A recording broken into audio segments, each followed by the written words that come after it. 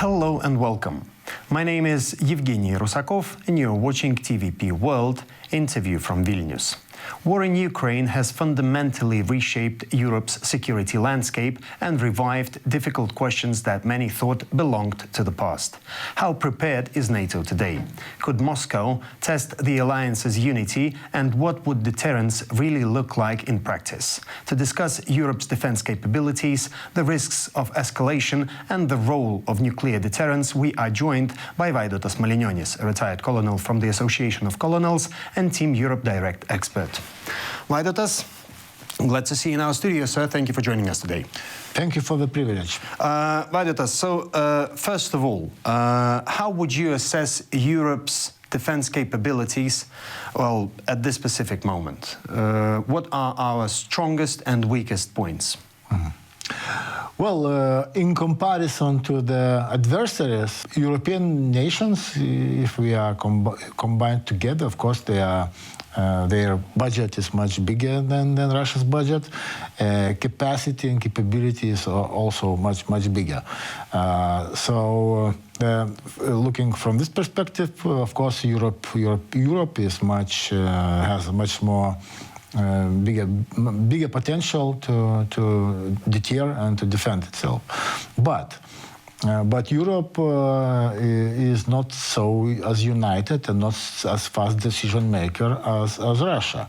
Of course, if we compare European nations 4 years ago to now, what we have become now, of course, today's situation is much better than before. But we are still lagging behind in empowering and scaling production of necessary, war materials. We are still lagging behind with the stockpiles of needed artillery ammunition.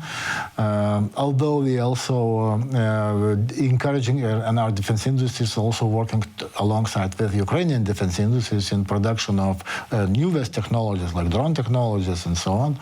But also we are gaining some experience from Ukraine.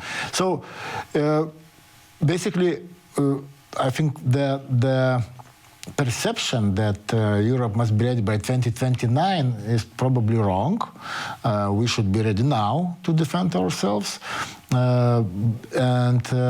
Of course, where is our weakness is decision-making still. Slow decision-making, yes. This war game that has recently been conducted, been held in Germany, you definitely heard about this one. And the bad news is that, well, NATO has some really weak points and we have some vulnerabilities that this game actually revealed. So what's your take on this war game? First of all, I would like to say that majority of people who are not related to military doesn't understand what is the purpose of the war game. So I would like to emphasize that war game is not a prognosis. The goal of war game is to organize uncomfortable situations for the militaries, for the decision makers,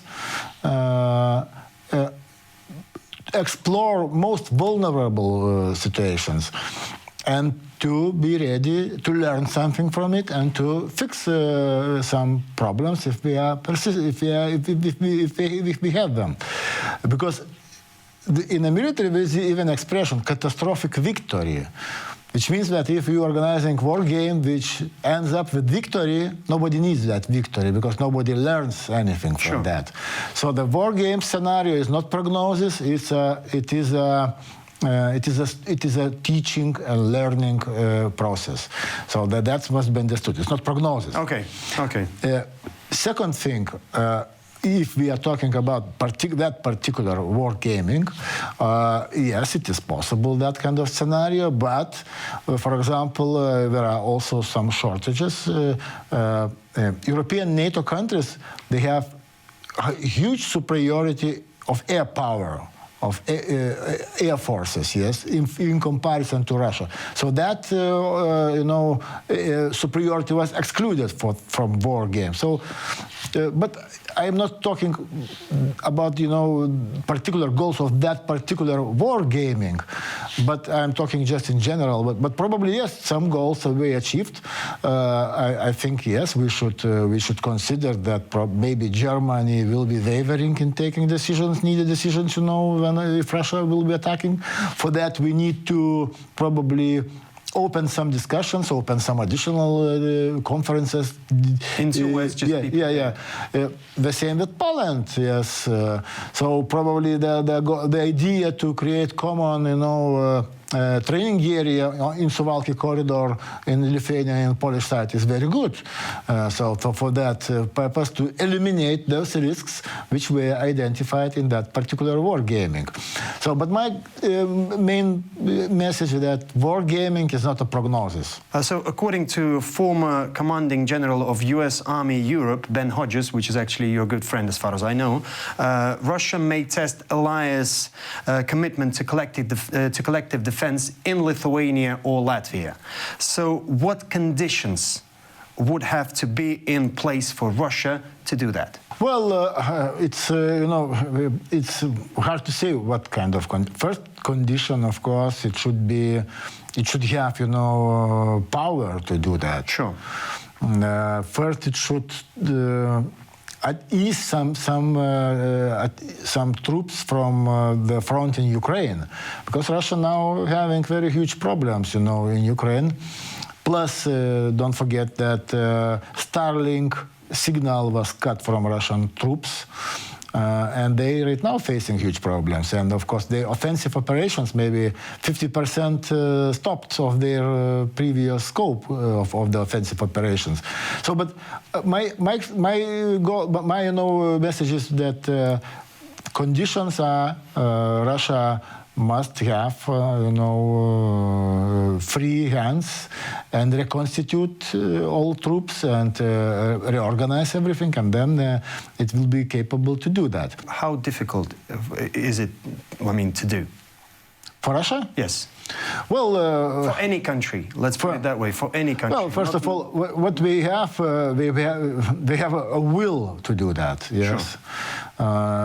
Which is also will is also being built in European nations, but to defend itself. But still, but Russia has will, and basically one man can decide what to do next. Unfortunately, yes. Yes, but in today's situation, then Russia is so badly involved in Ukraine, it's very hard for Russia.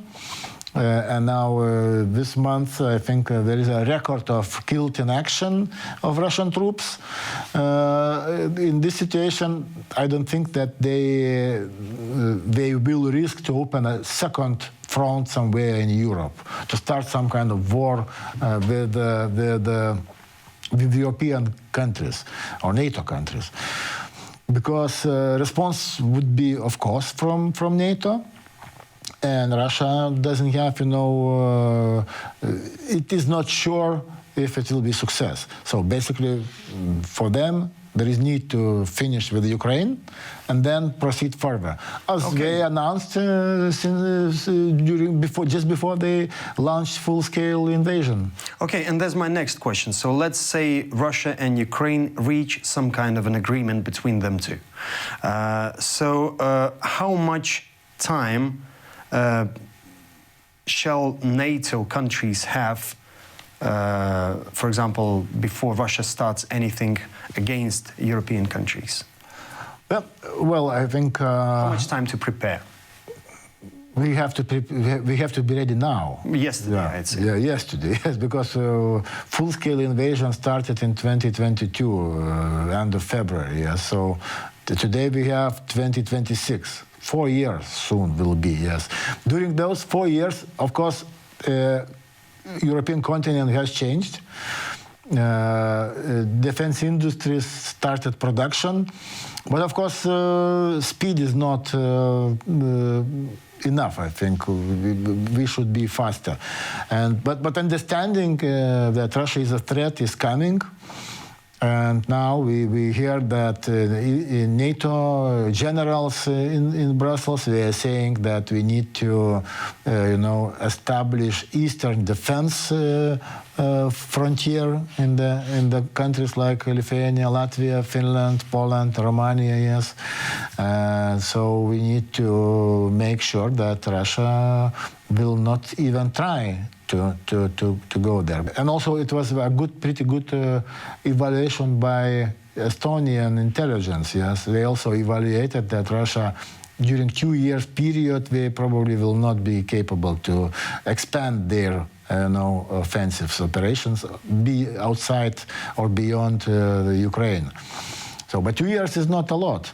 So we should be much faster than we are now. And especially I'm worrying about, political decision making. So we should also somehow make it faster, persuade our politicians and to prepare playbooks for the particular situations. Sure.